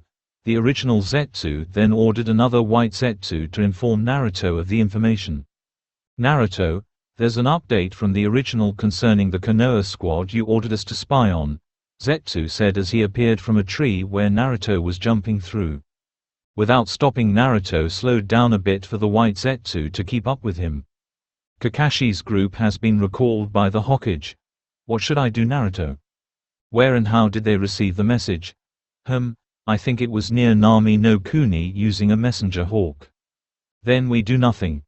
Nami no Kuni is a neutral control, and using your clones disguised to attack them would be highly suspicious even now. None of our sabotages have been carried out in neutral territories yet, and to do so now after 3 years would give the Kages suspicion. It may not be enough to stop war, but I don't want to risk it. Hearing this, Zetsu nodded. Not that he cared, he just simply did what he was ordered to. With his mission accomplished, Zetsu disappeared back into the trees, leaving Naruto by himself again. It only took one more day at most to arrive at the destination, an entrance into underground cave. Walking inside, Naruto's pupils dilated and allowed him to see with more clarity in the dark. He could see Itachi already there, waiting, and the Hachibi's Jinchuriki already placed in the middle of the cavern. Nodding to his new partner, Naruto placed his hands into the tiger seal to alert Pain that they were ready to start the process of sucking the biju out of his host and into the demonic statue of the outer path. It was not a moment later that Pain appeared in his illusionary lantern body along with the other members of through the necessary summoning hand seals. Pain slapped his hand out the ground and summoned the said demonic statue of the outer path. Jumping up to their respective places atop of the demonic statue's fingers, Pain started Fa, in Jutsu, Genre, Kya, Fa, Jin, sealing technique, Phantom Dragon's 9 consuming seals. Immediately the members on top of the fingers were surrounded by a green light, and the straps that held the scroll in place, gagging the statue's mouth, was released and the scroll fell to the side. 9 dragon-shaped chakra emerged from the mouth, and they surrounded Killer Bee and lifted between the 2 chained hands of the demonic statue and encased him into a sphere, all the while connected to the demonic statue's mouth. For the next day and a half the members of Akatsuki would remain motionless and extract the biju. However, that didn't mean that they won't talk or anything like that, especially with the shinobi world at war at the current moment. Sasori, Toby, how is your search for the Ring of Void and Orochimaru? Pain asked, not even turning his head to acknowledge the duo as he focused on his jutsu. Not well. Originally within 2 months' time I was supposed to meet up with a sleeper agent I placed within Orochimaru's rank, but I have since then received a message for the cancellation as Orochimaru has been paranoid lately due to the looming war and has since then played everything close at hand. Pain nodded. It wasn't anything that could be helped. Orochimaru had always been a slippery bastard, unknowingly or not. Well, it wasn't too crucial for the 10th ring to be recovered yet, and besides there were other more concerning problems. Zetsu, what of the 5 elemental countries? Not much, although Kumogakure is moving. Iwagakure wants to move, but their daimyo is preventing them from going to war. They want war against Kumogakure as we planned, but unexpectedly Kumogakure wants war against Konohagakure. It seemed Konohagakure's weakness worked against them. With them not having a biju under their control, Kumogakure must have concluded that they kidnapped the Hachibi or ordered to replenish their strength while weakening their biggest competitor. Really naive if you ask me. They always take things for face value, never being flexible and open to other thoughts. Some people would call it charming and heroic. Then they're idiots. Kirigakure is calling back their forces and trying to stay out of the war. while Konohagakure and Sunagakure are preparing for war. Although their cooperation is not without its tensions. Hardly expected since they each suspect each other of foul play. Kumogakure is also sending a covert battalion to destroy one of the fortresses that guard the borders. They most likely trying to capitalize on the fact that Konohagakure is still trying to prepare for war and strike pre-emptively. Once they capture the fortress, they can send in their shinobi without anyone knowing. Well, assuming that they finish their operation correctly and everyone that could contact Konohagakure was stopped permanently. The two-toned plant being said. Naruto had already been informed of Kumogakure's dispatch. Remained passive. How long ago was this? Peen asked as he wanted more clarification. About a week ago. Although they are moving really, really slow. Most likely to avoid detection, but moving too slow is also bad in my opinion. White Zetsu said. I would say about half a week more than they would arrive at the border. Very well. Keep a close eye out, Zetsu. Peen ordered. So far no one has required Akatsuki's services, however that is to be expected. Kumogakure and Konohagakure however isn't likely to hire us for our services, and by extension of Konohagakure, Sunagakure. However there is a small chance that Sunagakure will. But Kirigakure and Iwagakure will have the highest chance of hiring us. But once even a smaller hidden village hires us, then it will not matter as request will flood in. Kakuzu, you are in charge of the finance, and Sasori, you are in charge of managing your contacts with the requesters. The two members nodded, since it was just like before, just on a larger scale. And so the extraction process went on, with the occasional small with the more talkative members such as Hidden and Kisame. Finally, after about a day later, the extraction process was finished and the demonic statue was reversed summoned and the Akatsuki members dispersed. But not without first ordering them to continue their actions while avoid aggravating any nations, since it might direct their focus onto them, however unlikely it was. Itachi, hold on for a second. Naruto said as he gingerly picked up the dead body of Killer Bee and walked out of the cave. Curious, Itachi followed Naruto all the while observing him. I'm sure that this boy is Naruto-kun, Itachi finally concluded as he watched Naruto bury the deceased Jinchuriki under a tree near the cave's opening.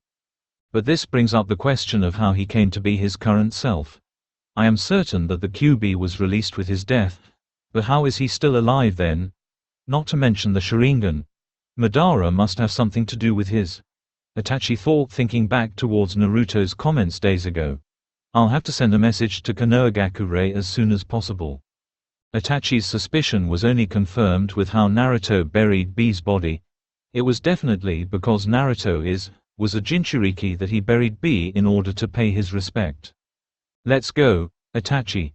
Naruto said as he finished the burial with B's grave having a black cylinder marking his grave that he made using the outer path. Not that Itachi knew, all he saw was the pole coming out of Naruto's sleeves. However, that did not mean he did not see the procedure thanks to his Sharingan. He could see Naruto create them. Mentally noting this down, Itachi started to walk with Naruto. Hold on. Kakashi whispered as quietly as he could while placing his right arm straight out to motion the others to stop. Kakashi-sensei, wa? Konohamaru started to ask but was silenced by a harsh glare much to his and the other members' confusion except Yamato. Unveiling his Sharingan, Kakashi peered through the forest as if trying to find something until his body moved much to the surprise of everyone except Yamato once more.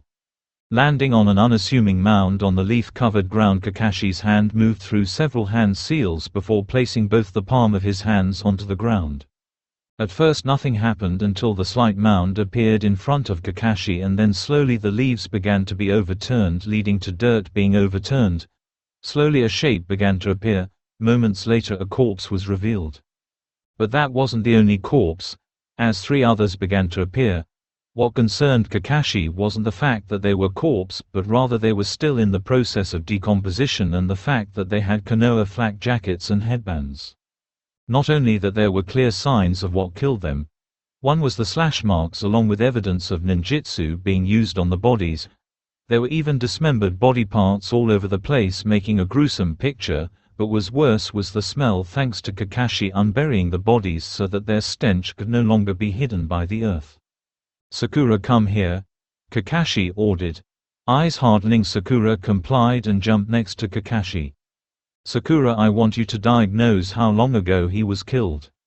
Sakura nodded as her hand glowed green and she hovered her hand above the body at various parts trying to determine how long ago he was killed. What this? Turning around, Kakashi looked at the other who joined them on the ground. But mostly at Konohamaru, who of all the members of the team had the least experience with dead people.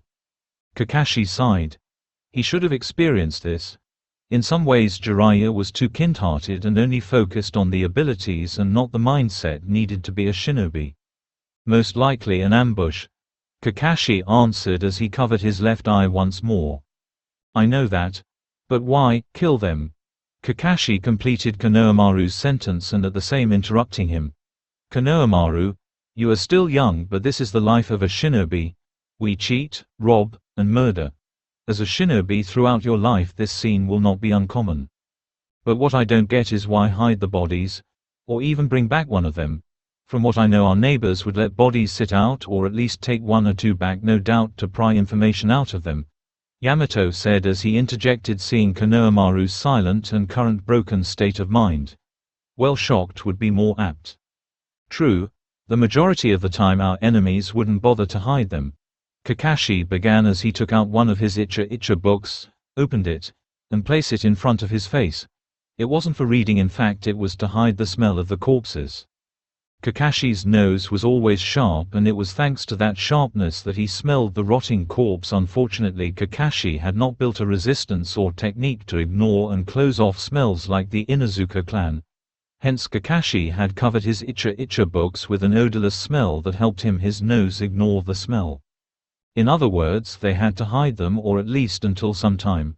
Judging by how they covered their tracks, it was on a short notice, meaning they wanted to prevent anyone at finding them until it didn't matter anymore. How troublesome. This just stinks of operation. Both Kakashi and Yamato nodded at the Nara's analysis. We should quickly return to Konoha as fast as possible to warn Hokage-sama. Yes, however, we to wait for Sakura to finish her diagnosis first. Kakashi said, to which the other agreed. About 10 minutes later Sakura finished. I finished, Kakashi-sensei. It was a rushed diagnosis, but I would estimate about 81 hours, in other words a little more than 3 days. This worse than I thought. In 3 days whoever did this could cover a lot of ground. Quick, we have to warn Hokage-sama. Saying, the team of 5 quickly began to travel their way back to Konohagakure. The group had returned in 26 hours, by running non-stop and eating soldier pills in order to increase their vitality. As expected, when they arrived, Konohamaru and Shikamaru were already on their last legs. Sakura was holding better thanks to the grueling training she had under Tsunade, who was unrelenting. While it was the main focus of her training, being constantly being pelted by balls punted by Tsunade non-stop tended to build stamina for whoever it was, unless they wanted to die. Kakashi and Yamato, who had far more experience in the field, held it far better. In fact, Kakashi didn't even look like he ran non-stop for 26 hours. This can be attributed to their time in Anbu, but for Kakashi, he had already grown accustomed to it during the Third Great Shinobi War. Looking at the 3 children, Kakashi honestly hoped from the bottom of his heart that they would survive in the war. War left no time for rest, nor did it leave time much of their innocence left for each person. You 3 go rest, Yamato and I will brief Hokage-sama on the situation.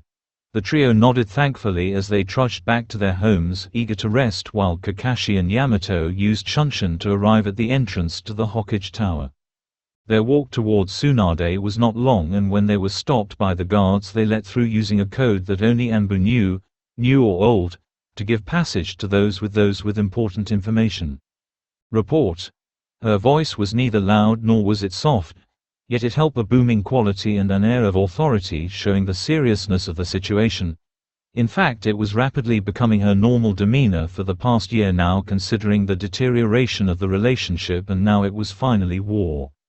With the declaration of war from Kumogakure, Konohagakure had been placed under the wartime clauses as shinobi had been recalled from their missions, clients have been turned away, the border patrols increased, and general preparation for war.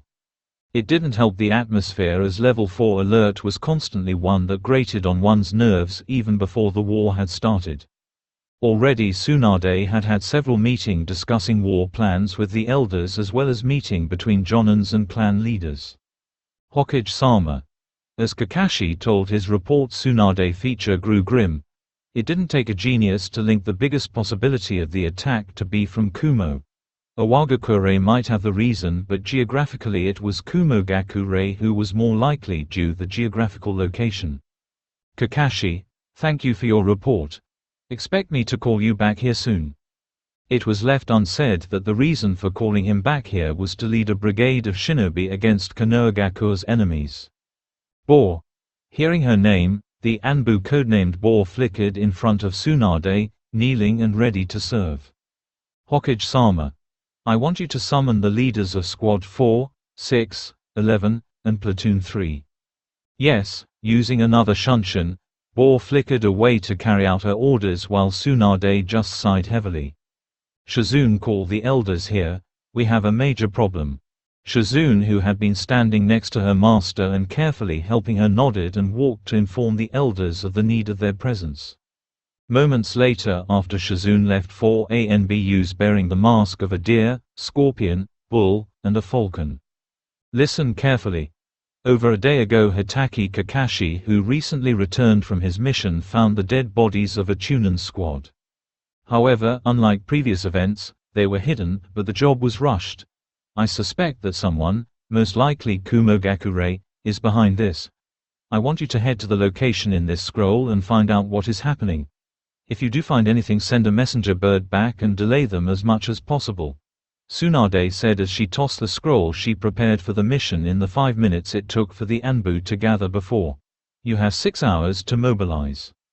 It was left unsaid that if there were Kumo shinobi, then the chance of engagement was high, and depending on how much their survival rate could possibly be 0%.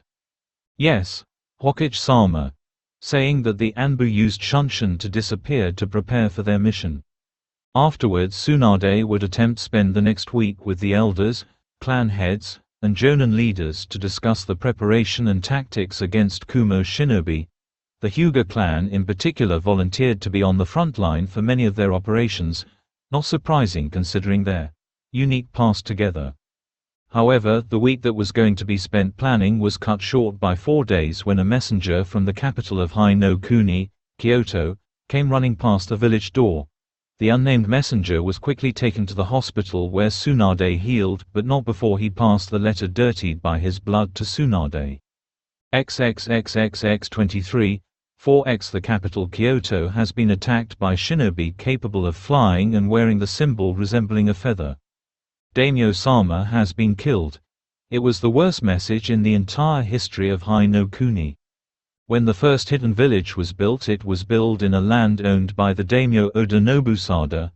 Back then the country was not called Hai no Kuni but rather a territory that slowly became a country after other daimyo challenged his hidden village founded by Senju Hashirama and Uchiha Madara, and all fell. Because of this, the fallen daimyo's territories were annexed into Oda Nobusada's territory, creating the current Hai no Kuni. After Oda Nobusada's death, his son Oda Nobuhide succeeded him. However, 30 years later he died during the sudden siege against Kyoto by the Sora shinobi. And now Oda Nobunaga is the daimyo. Itachi, Naruto, the new fire daimyo, has asked for your services in particular. It was a big surprise to say the least when the meeting was first called. Almost every member was surprised that the fire capital, Kyoto, was almost destroyed and taken over by Sora shinobi. It was a much bigger surprise when Pain informed them that Oda Nobunaga specifically requested Itachi and Naruto to guard him. Specifically Itachi. Even the normally stoic Uchiha was surprised at this information, although it did not show on his face as usual. Is there any particular reason he requested it specifically? Naruto, on the other hand, was surprised by the sudden siege of Kyoto much more than the others, and if he wasn't using an illusionary body at the moment, it would have shown on his face more evidently. Some like Pain, Itachi, and Kakuzu picked it up. Unlike other times, he couldn't find a particular time to converse with Zetsu as much as he liked, like when he was with Sasori, who did not observe him as much as Itachi. On the other hand, he also observed Itachi since there was reason to suspect that he might aid Konohagakure, and it would disastrous if he found his relationship with the real Madara and Zetsu. Although he may already have a clue thanks to his statement before he assassinated the Tsuchikage. He did not inform Sasori when he sent a messenger requesting our service. However, it does not matter. He requested a job and Akatsuki will complete it. If possible, showcase your abilities as much as possible, but do not reveal too much. It is time for Akatsuki to be seen. And if it is a trap, show him what it means to betray Akatsuki. Yes, Peen. Yes, Leader Sama. Being dismissed by Peen, the duo of Sharingan users disappeared and their illusion bodies dispersed. Opening their eyes, the two nodded and began tree jumping towards their destination. They were not the closest Akatsuki team, but they were the requested ones, so they didn't have a choice. It took only 12 hours to reach their destination with only 2 hours of rest. Unlike the Konoha group that ran towards Konohagakure, Naruto and Itachi both had the experience and stamina needed to travel long distance at a constant pace, despite being only a little closer to their destination compared to Kakashi's group. When they arrived, it was already evening and the sun was already disappearing in the horizon. Halt! Identify yourselves. The daimyo's current location was a makeshift headquarters made up of wooden spiked poles surrounding the tents in a circular fashion within a clearing the forest. The duo was stopped by the 10 samurai guards set up at the entrance. All of them looked alert and perhaps a bit paranoid, not surprising taking in the fact that their home and base of operations, Kyoto, has been destroyed. I am Uchiha Itachi.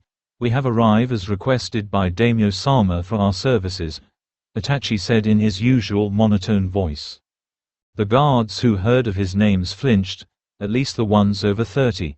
The ones that were 20 or under probably had never heard of his name. If they did, it was just in passing. However, the older guards did know of his infamy in his infamous exploit of assassinating his clan in but a single night, and they knew of the horrors, unlike the younger generation. But as expected, as trained samurai working under the current daimyo, they regained their bearings. Stay right there. We'll inform Daimyo Sama of your arrival, said the samurai with the most decorative armor denoting his superior rank as he left to inform the leader of the camp. It took 10 minutes for the samurai to come back, however when he did he wasn't alone. Arriving with the samurai was tall man in his late 20s or early 30s, standing at least 6 feet and 2 inches. He had long hair tied in a high ponytail that cascaded onto his purple long sleeveless haori and black plated samurai armor, along with a sharp face, thin mustache and long goatee. However, his most defining were his sharp eyes containing a fiery glint in them. My lord, I must insist that you need not associate yourself with Akatsuki more than necessary, the samurai guard said with great concerning at the coming lord, and with great reason, as Uchiha Itachi was quite infamous. Hideyoshi-kun, no need to act like this. After all, these two have been hired to be our comrades. As long as we are comrades, there is no need to be concerned, the lord said as he approached them. Greetings, I am Oda Nobunaga *, the current daimyo. Saying this, the now identified daimyo placed his forward in gesture of camaraderie in the form of a friendship. Pleased to meet you, Itachi-kun. Itachi for his part was taken off guard. For years after he killed his family, no one showed him such warmth, for lack of a better. It was highly unusual for him that he was actually caught off guard for a second before he went to his stoic demeanor and raised his hand to shake Nobunaga's hand, ignoring the tensing of the guards. After their hands separated, Nobunaga turned his attention towards Naruto and just stared with penetrating eyes. Finally he walked towards Naruto and offered his hand. I don't believe I recognize.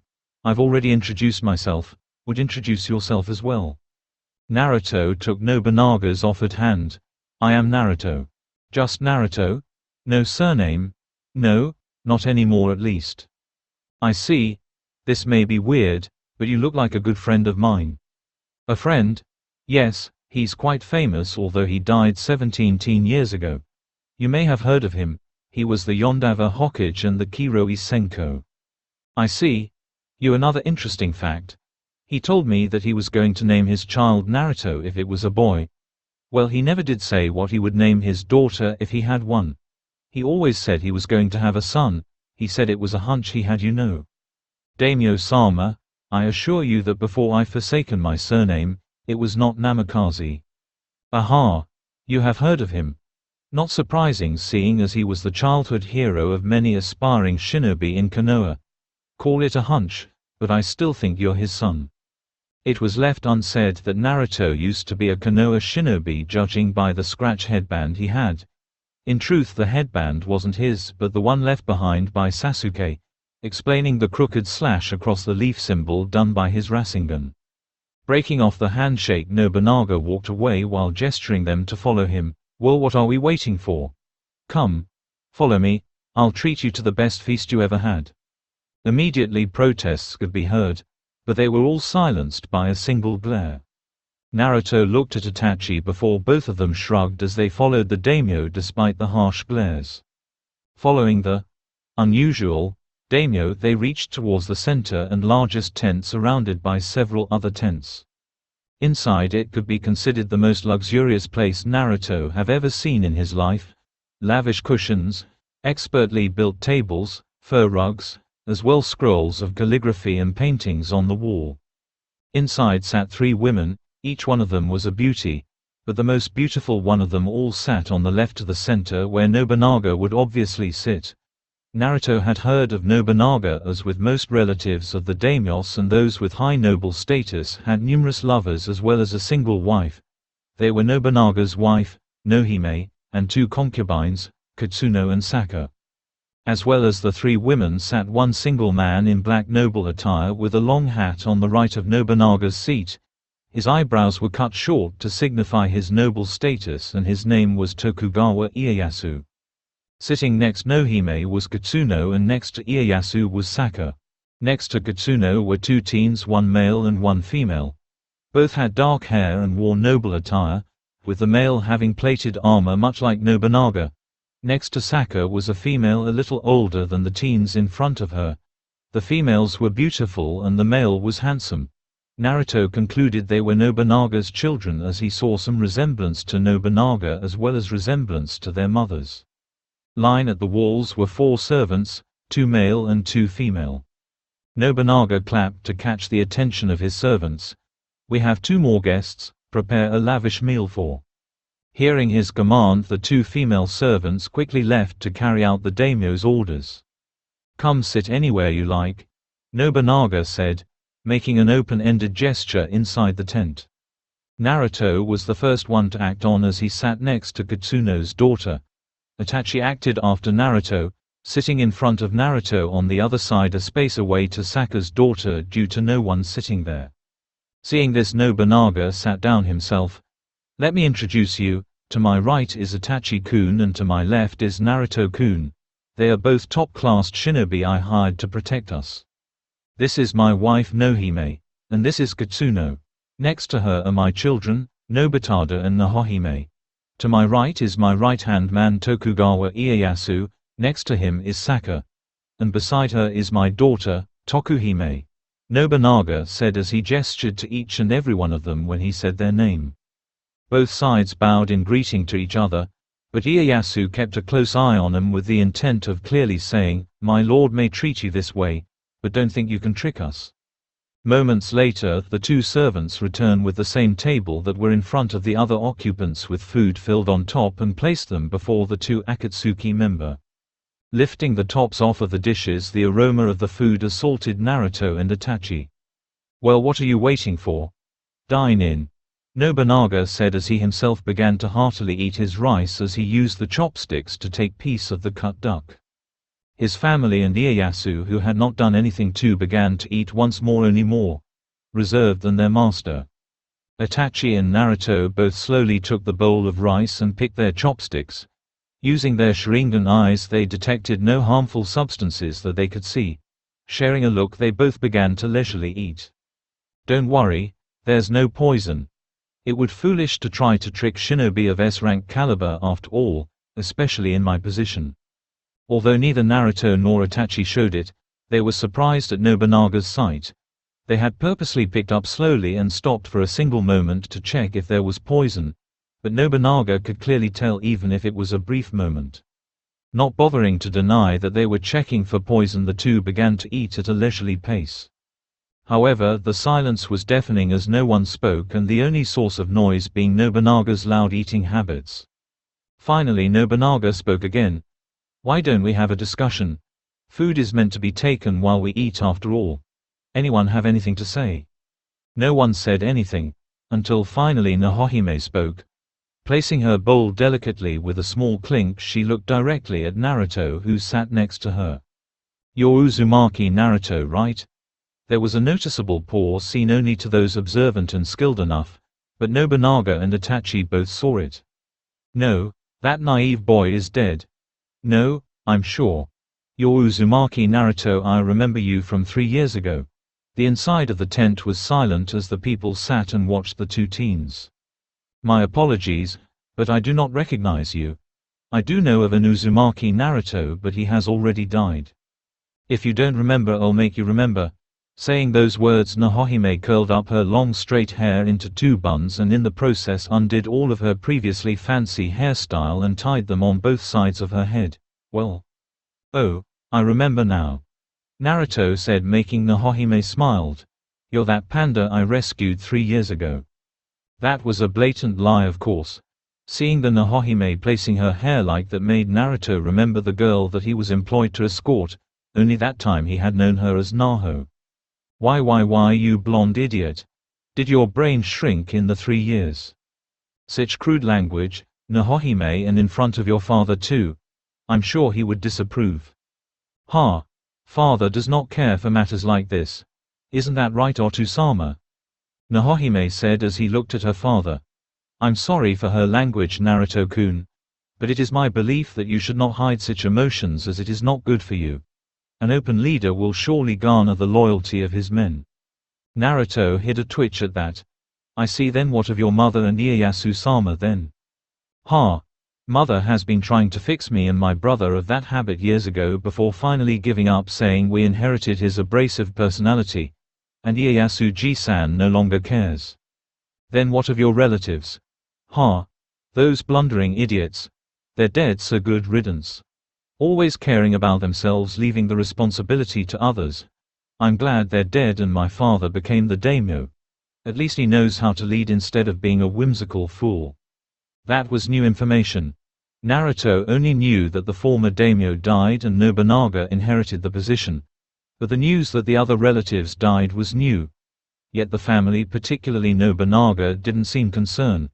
Well, he had heard that most the current daimyos of the 5 great nations were too complacent since they were secure in power and didn't have any much to do since their military strength was mostly comprised of shinobi, now with them ruling domestic and economic affairs.